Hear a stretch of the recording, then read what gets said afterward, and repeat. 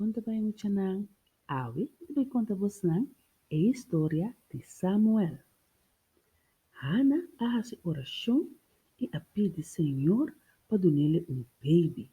E Senhor escuta sua oração e ela ganha yo e essa que ela chama Samuel.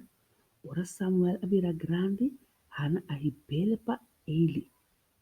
E profeta Eli a cuida de Samuel e Samuel a serve ele com hope amor. Dia Samuel estava a dormir e ela atende Samuel não estava a sa, mas estava a Senhor, estava a chamar ele. E Samuel pensa, ele está chamando. Acaba de aqui com ele. E Samuel aí acerca ele. E ela ganha ele dormir. Ela lanta ele, pisa ele. Ablief ele a chamar.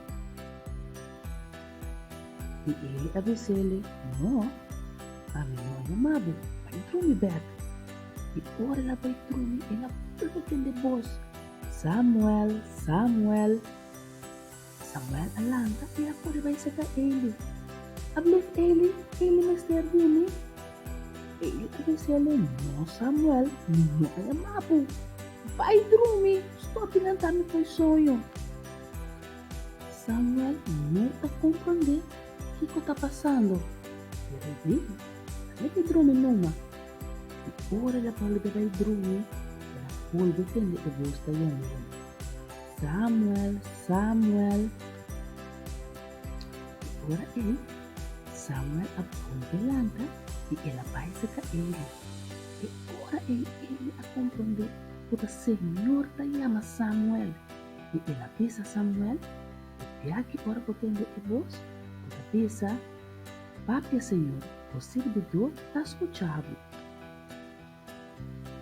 Assim ele, Samuel havia dormido, e o Senhor volveu a Samuel. E Samuel respondeu, Senhor, Papi Senhor, o servidor está escutando. E Samuel a serve Senhor inteira sua vida. Então, você está passando do Bíblia e mais escuta que a serve com o amor de Samuel?